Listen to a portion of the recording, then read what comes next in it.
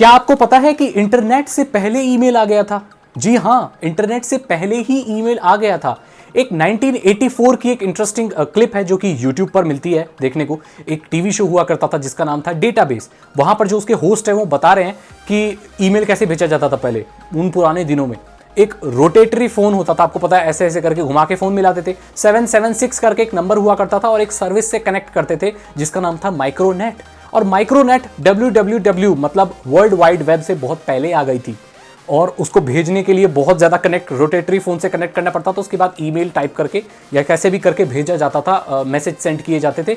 उस वक्त इंटरनेट भी नहीं आया था, तो मतलब इंटरनेट से पुराना है ईमेल। क्या आपने कभी सोचा है कि आपके कीबोर्ड में ABCD सब लाइन वाइज क्यों नहीं होते? ABCDFG क्यों होते हैं? QWERTY क्यों होता है? QWERTY क्यों होता है? खैर, इसकी थ्योरी ये भी है कि इसको बनाने वाले का नाम QWERTY था। लेकिन एक बात जानकर आपको हैरानी होगी कि ये कीबोर्ड में जो अल्फाबेट्स हैं, जो बटन्स हैं, वो सीरियल वाइज इसलिए नहीं लगाए गए कि वो चाहते थे आपको स्लो करना। ये कीबोर्ड एक टाइपिस्ट को स्लो करने के लिए बनाया गया था कि ताकि वो स्लो टाइप करे। ध्यान दें कि जब कंप्यूटर में उन जमाने में कोई बहुत ज्यादा तेज टाइप किया करता था तो कंप्यूटर हैंग हो जाया करते थे।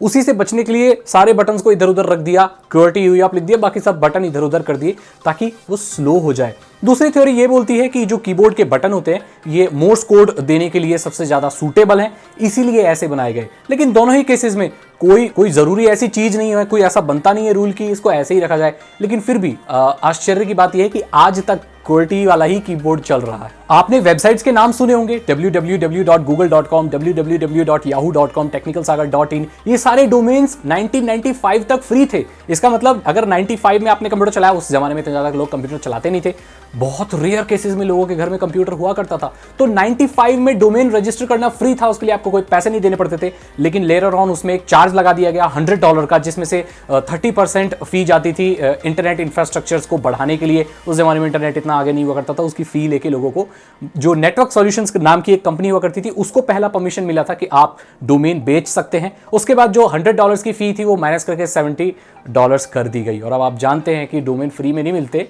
अब उसको आपको चार्ज देना पड़ता है। वो जो सस्ते कुछ स्पैम वैम फैलाने वाले डोमेन जो .tk उनकी बात नहीं कर रहा हूँ, .com .in की बात कर रहा हूँ। 95 तक ये फ्री हुआ करते थे। विकिपीडिया एक फ्री वेबसाइट है जिसका मकसद ये है कि वो सबको फ्री में इंफॉर्मेशन प्रोवाइड कर सके जिसके पास इंटरनेट है। वहां पर कोई भी साइन अप कर सकता है और पेजेस को एडिट कर सकता है। तो इसके साथ ये परेशानी आती है कि कोई भी कुछ भी जो फैक्ट है उसको चेंज करके कुछ भी मैलिशियस कंटेंट डाल सकता है, मैलिस कंटेंट डाल सकता है जो कि गलत है, जो फैक्ट नहीं है। इसको टैकल करने के लिए कुछ ऑथराइज्ड यूजर हैं, लेकिन ज्यादातर 2000 बॉट्स काम करते हैं। उनका काम ये होता है कि कुछ सस्पिशियस एक्टिविटी देखी जाए, मॉडरेशन लोग करते हैं, सस्पिशियस एक्टिविटी कोई देखी जाए तो जो भी चेंजेस किए गए हैं उनको रिवर्ट कर दिया जाए ताकि कोई गलत चीज ना हो सके। तो ऐसे ही वहां पर बचते हैं गलत चीजों से। नहीं तो विकिपीडिया पे अगर कोई भी रजिस्टर करके कोई भी एडिट कर सकता है तो कुछ भी लिख सकता है ना। कोई अमिताभ बच्चन को क्रिकेट प्लेयर बना सकता है, वहां लिख देगा अमिताभ बच्चन एक फेमस क्रिकेट प्लेयर है।